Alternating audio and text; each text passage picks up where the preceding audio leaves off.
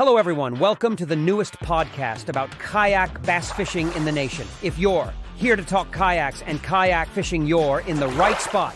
Your host, John Suits, brings you into the exciting world of Greenfish Nation and all it has to offer. We will have special guests from product manufacturers as well as the end users from the ground level angler up to the big boy pros. The show starts right now, so get your paddles ready and let's get started.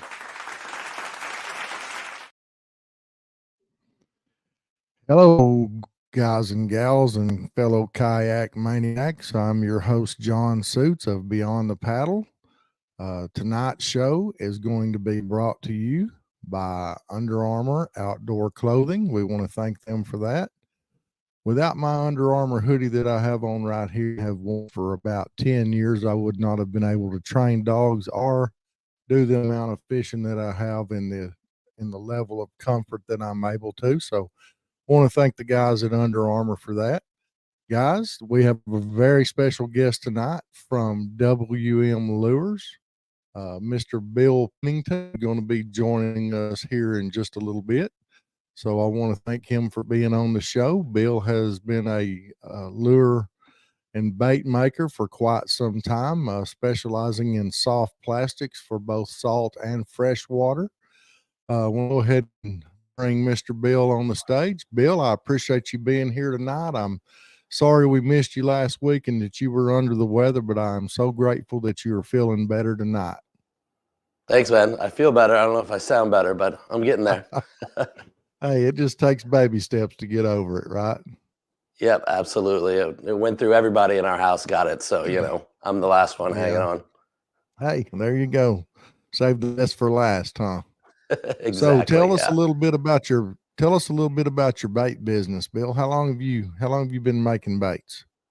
Oh man, I've been making baits probably for close to 30 years now, but actually selling them about 2 years. So I was just, kind of like, I don't want to say everybody else, but a lot of other people, I was just making them for myself. And I was living out in California, so we were kayak fishing for rock cod and ling cod out in the ocean, little striper fishing. And I just always kind of had this itch that was like, I could take this bait and, if it just had this one little extra thing here or there and make it fish a little better. And so I started doing it back then and kind of kept up with it. And then the big shift happened probably in about 2020 when I got a 3D printer and started adding that to the mix and being able to kind of rapidly iterate on designs because I was 3D printing the molds instead of having to get them CNC machined or something like that. So that's so your actual molds are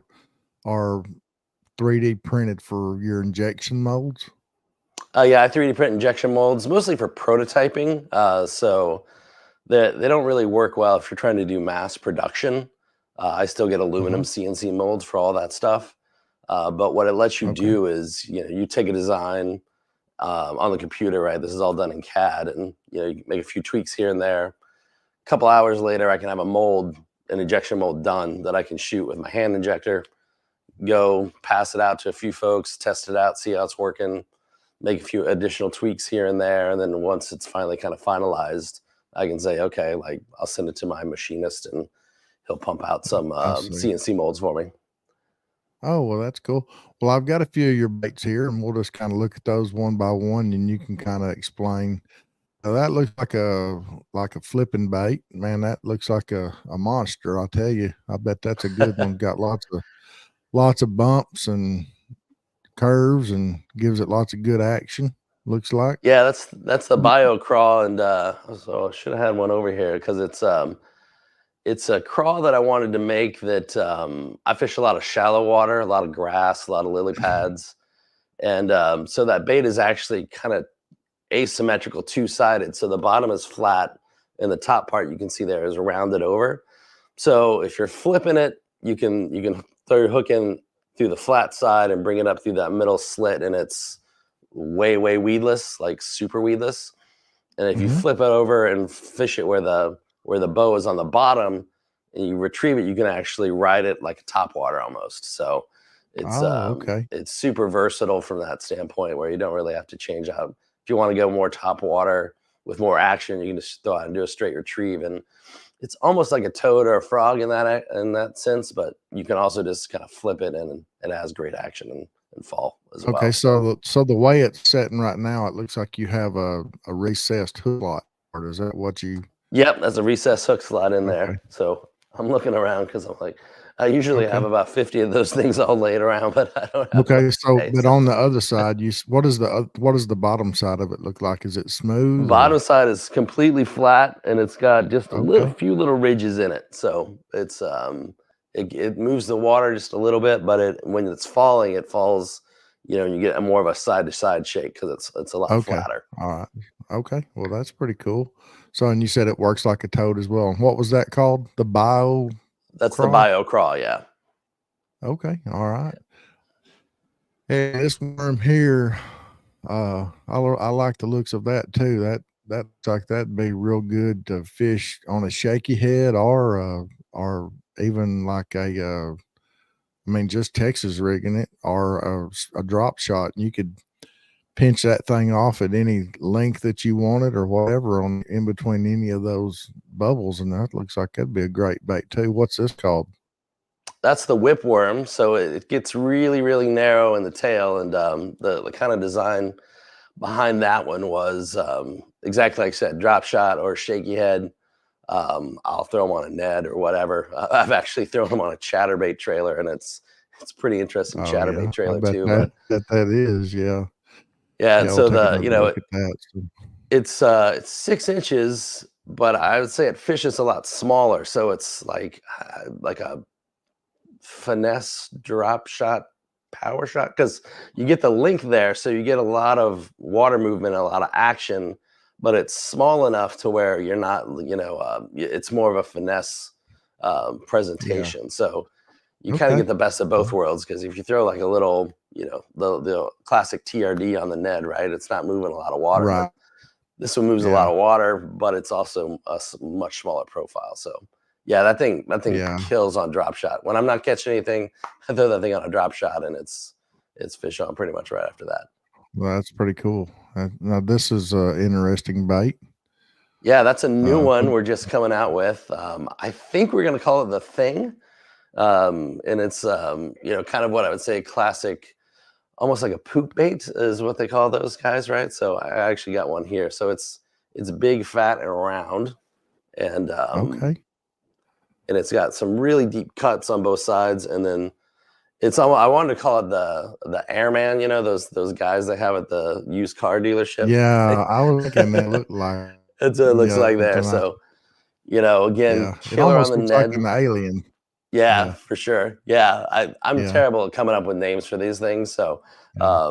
we'll have to come up with something interesting. Right. But it might end up being the Thing. But it's Yeah. Well, that's a pretty it good name.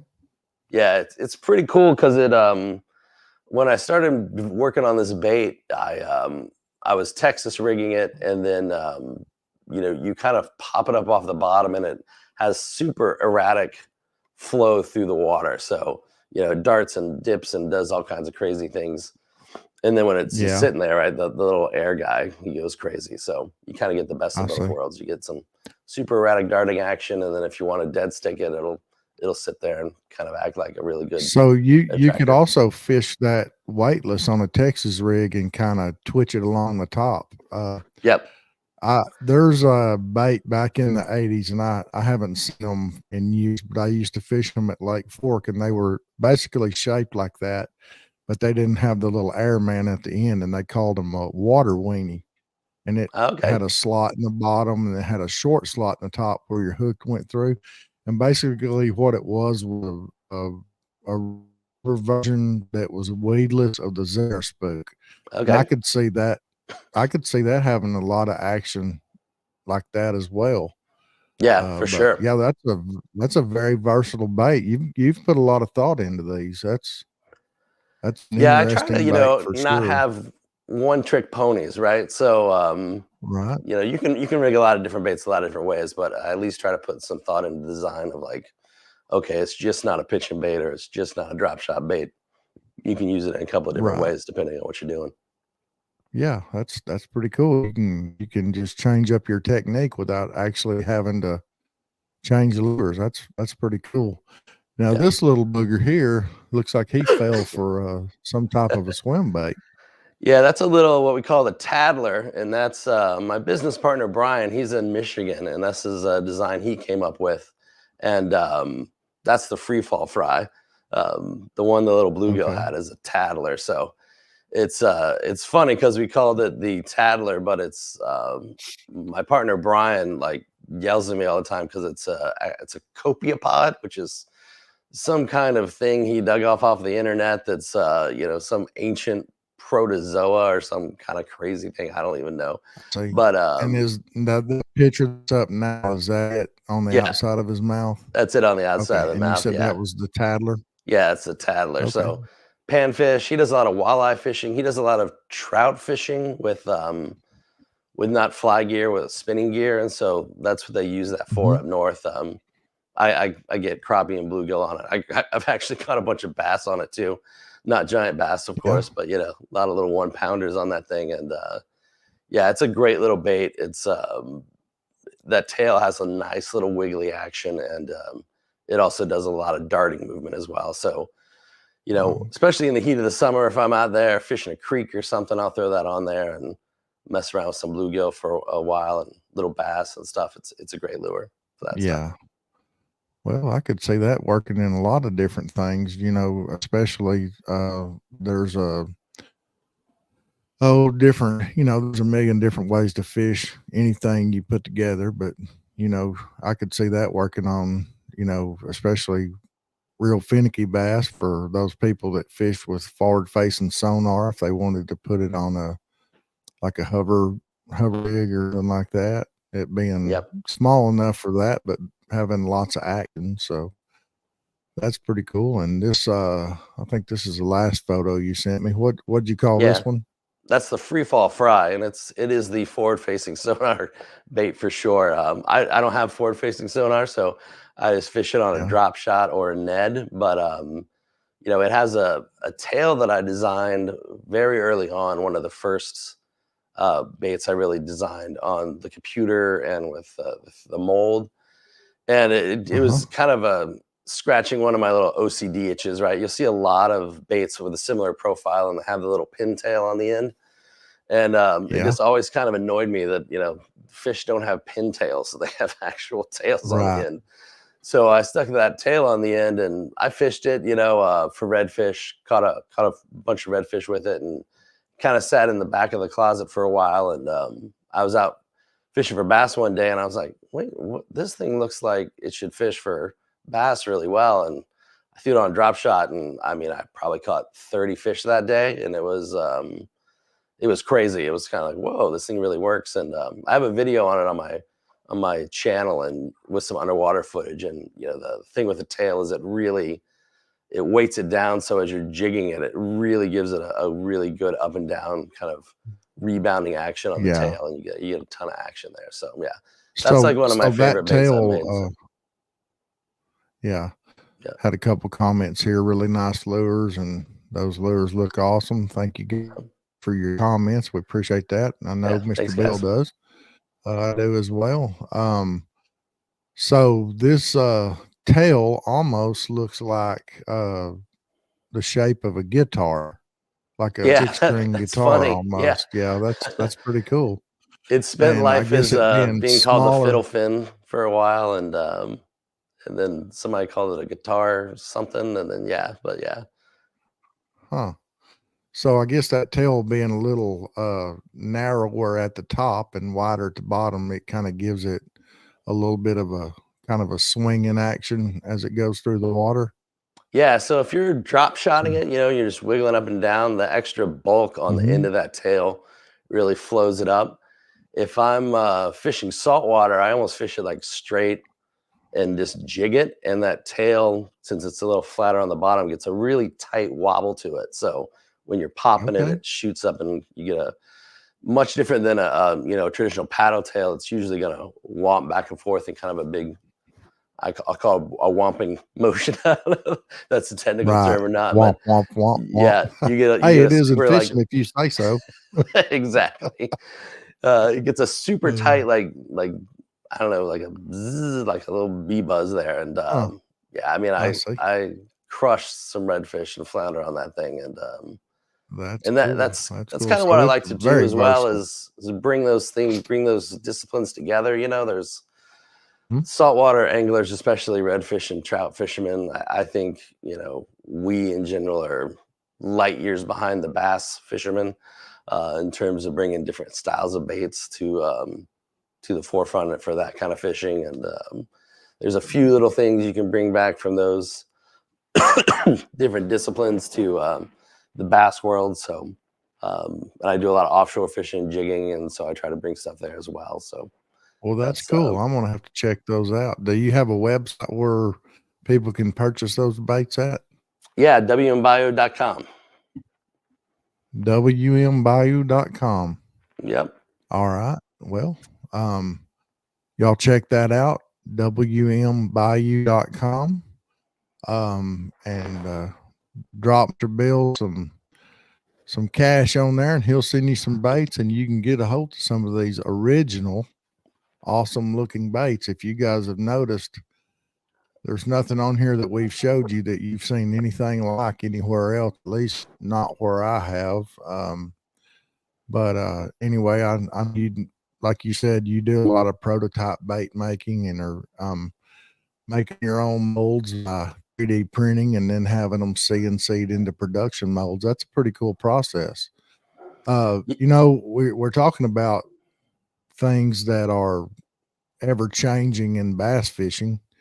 And I was watching some of your videos today, and one of them really stuck out to me, and I'm going to just overlay it right here. By the way, on YouTube, Bill's channel is WM Bayou Lures. Is that correct? That is correct. All right. So you guys slide on over to YouTube, check out WM Bayou Lures for lots of good saltwater and freshwater action. And you really need to check this video I'm about to put up here out, because Bill and I were just talking over in the green room before we started the show. I hear a lot of talk on all the different chat rooms, podcasts, Facebook, YouTube, you name it, about what's the next great big thing in bass fishing.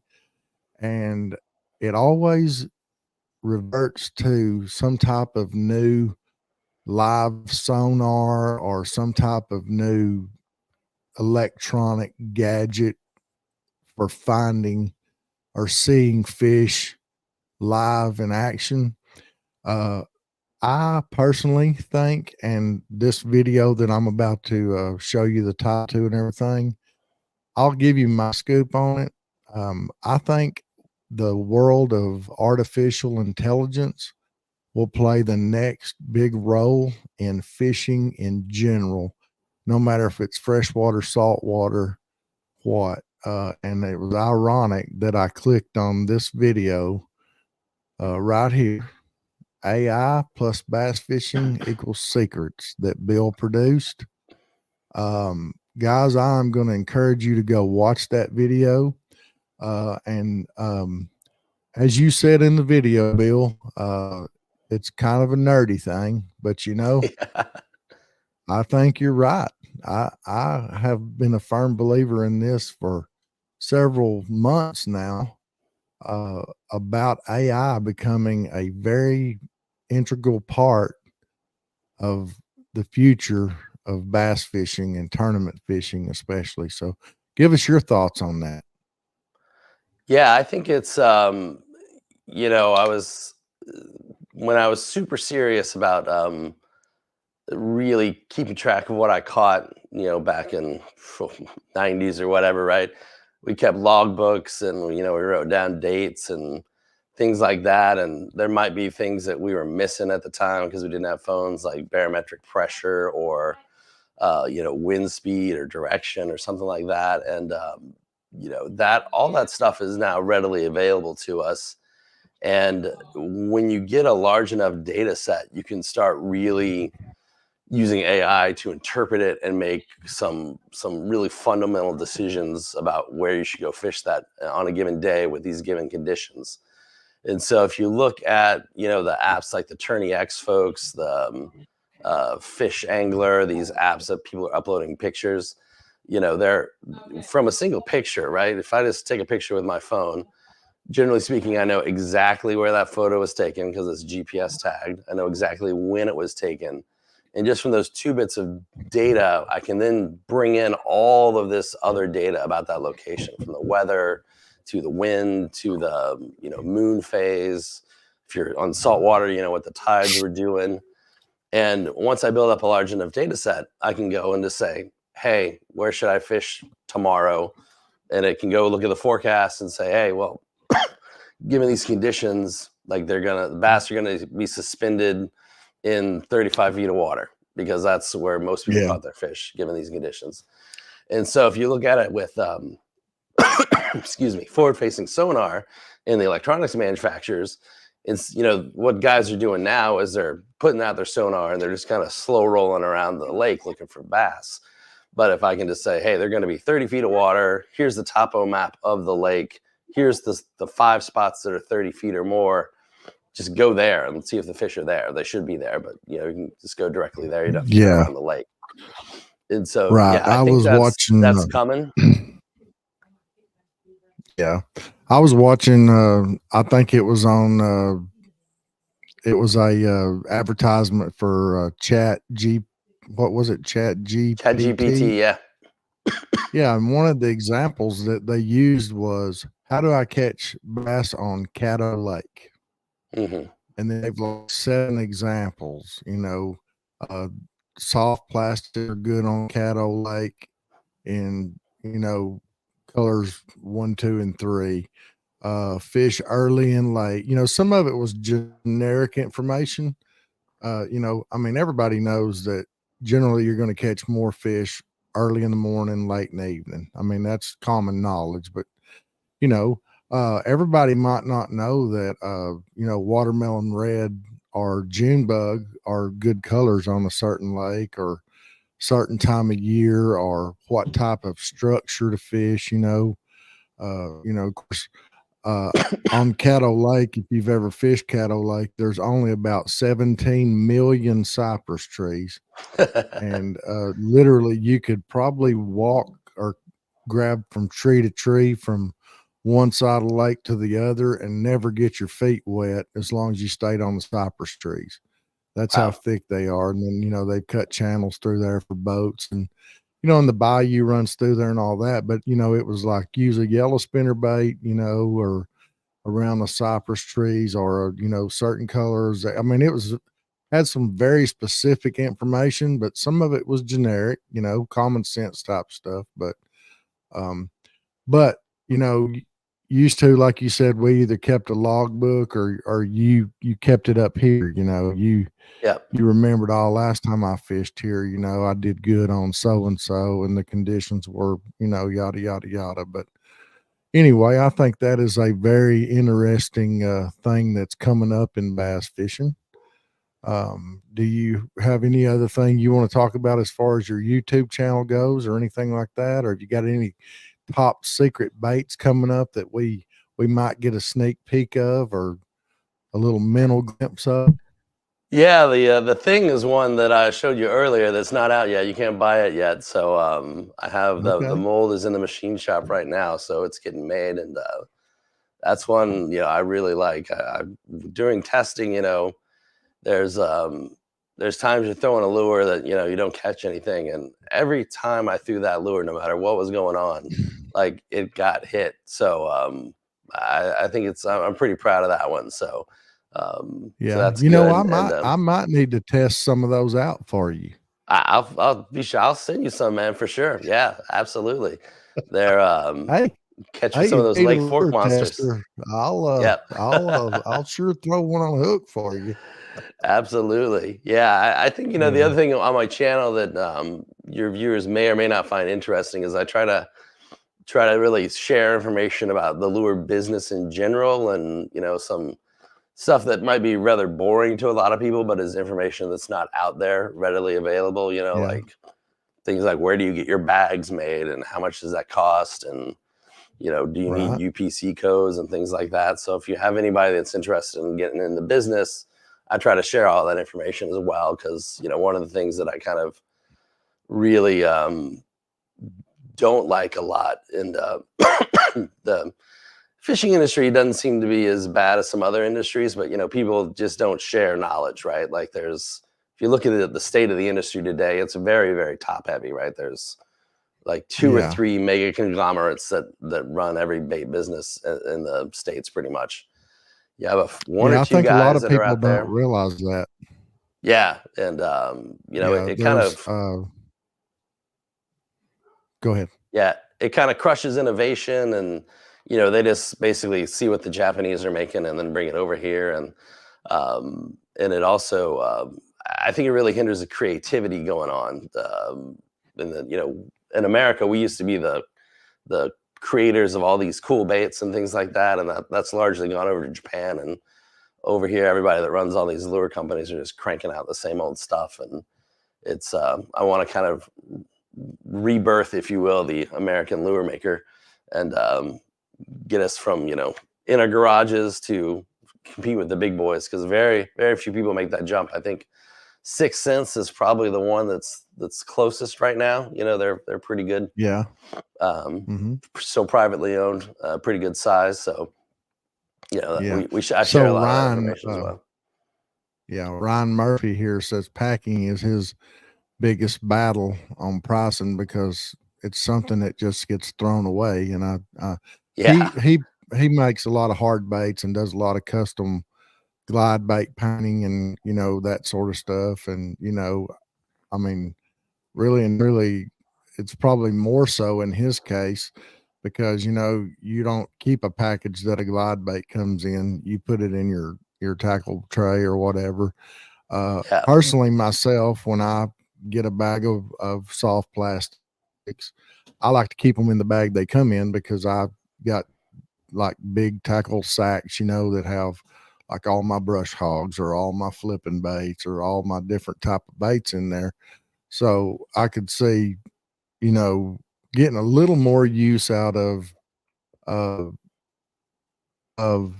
your bags versus someone that produces hard baits or whatever, because I'm not going to stick them back in the box when I get through.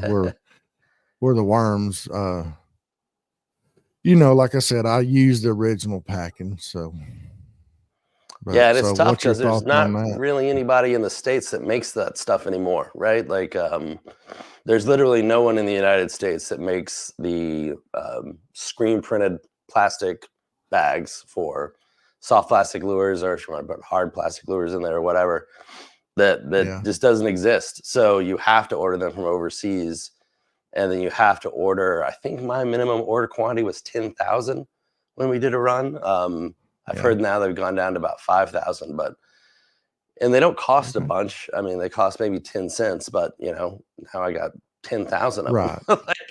And so Exactly. those are the kind So, of struggles that people run into that are that I'm trying to help people navigate in the bait making industry. So like let's talk about your packaging specifically, like your Mhm. what you call it, your whipworm. Yeah. So how many of those can a fellow expect to get in a package? And do you have different lengths of those, or is it all one length and you can just kind of customize it like we talked about? Yeah, they're all one length, and I think those are 8 to a bag. I might have bumped them up to 10 to a bag. So, Okay. and this is our bag here, right? It's straight out of China here. I got some things in there. So, Okay. but yeah, so that's what we got in there. But yeah, I mean that's a constant struggle, man, because you have to make it look good. Because first, before you catch fish, you got to catch the fisherman. So it can't look Right. like you could have a fantastic handcrafted glide bait, and if you try to sell it in a brown paper bag, no one's going to buy it. It could be the best bait in the world. So it's Right. it's a tough one. So what is your like your pricing on your baits? Where would you say a bag of those whipworms would be in price?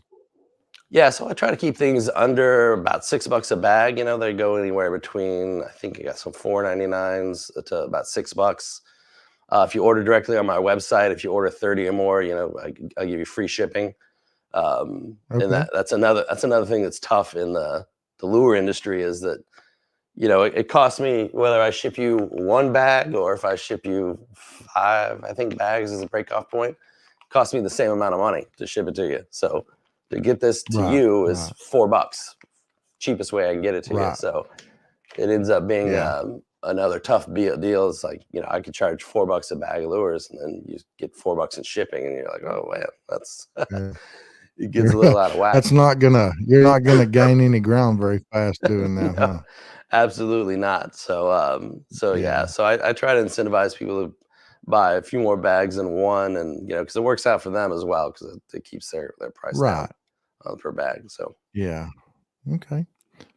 All right. Well, uh, you guys be sure and slide over there and hit that YouTube channel, WM Lures, and give him a subscribe and watch his videos, give him some likes, and don't forget to turn on that notifications bell. That way, when he drops a new video, you'll be right on top of it and get to watch it and see. And Bill, I really want to thank you for joining us here tonight, and look forward to getting with you maybe one of these days and doing some fishing. Maybe I can get down there and we'll absolutely do some saltwater fishing. I hadn't done that in 15 years. So, awesome, man. Come uh, on down. yeah. So, Thanks for I having will, me. get with you. You bet. I enjoyed it, and then we'll have to do it again sometime. I guess I'm going to let it go then and finish up here and get off the air. And, again, I appreciate you joining us. I really enjoyed it. And, I look forward to doing it again and talking about some new innovative baits. When you come up with something, be sure and keep in touch with us. Now you're on the Greenfish Nation group, is that correct? Yes, sir. I am. Okay. All right. All right. Well, that's cool. Um, we look forward to seeing you again. And until next time, tight lines. Okay, brother? Guidelines, man. Take care. Thanks. All right. Bye-bye. All right, guys. That's Bill Penton with WM Lures. You guys be sure and jump out there and show him some love and buy some baits from him. I want to thank you guys for joining us here tonight on Beyond the Paddle. I wanted to go over a couple things right quick. We've got some pretty heated competition in the Big Three region. Got one angler over 100 inches already again this month. Got some guys up on the up and coming rise and getting toward 100. Got a couple in the 90s. You get out there and fish those regional challenges, rack up those points, and let's go to the national at Caddo Lake in October. Also, state tournaments coming up this weekend. Texas tournament trail stop number 2 will be at Lake Welch, just outside of Mount Pleasant, Texas. Also, Folsom Lake out in California will be this weekend. Georgia is also having their inaugural tournament this weekend, as well as, let me get this right, Mississippi, I believe, is this weekend. Sometimes I get so many of them going, I can't keep up with them all, but Tourney X can. I want to thank Dwayne Wally also for having Tourney X so that we can have all this fun on the kayak. But guys, we're going to have a few special guests coming up here on the channel. I want you guys to be sure and tune in. We're going to have Jay of Bearded Dads Fishing on February the 22nd. You guys can see that going across the banner at the bottom right now. I'm real excited to talk with him. He just started a brand new podcast. He has a Facebook page called Bearded Dads Fishing. Also, his YouTube channel is Bearded Dads Fishing. Y'all be sure and check that out. as well as the podcast. It's called Yak Talk. He is just like us. He is on Spotify, iTunes, iHeartRadio, YouTube, and Facebook. So you can find him there at all of those places. We will have on the 27th, Ethan Jett of Jett's Fishing Adventures. Going to have a good talk with him about being a kayak tournament angler. Just got confirmation tonight, just before we went on the air. On March the 4th at 8 o'clock Central Time, we're going to have the Bearded Paddler out of Arkansas. He's also a YouTuber and a kayak shop owner. So if you guys have any questions about maybe a kayak you're thinking about buying or want to try out or whatever, you be sure and get those questions jotted down so that you'll have those for the show on March the 4th at 8 o'clock with the Bearded Paddler. And also in March, on March the 8th at 8 p.m. Central Standard Time, I'm going to have Eddie of Texas Reeling. Eddie has become a good friend of mine just through YouTube and just YouTube fishing.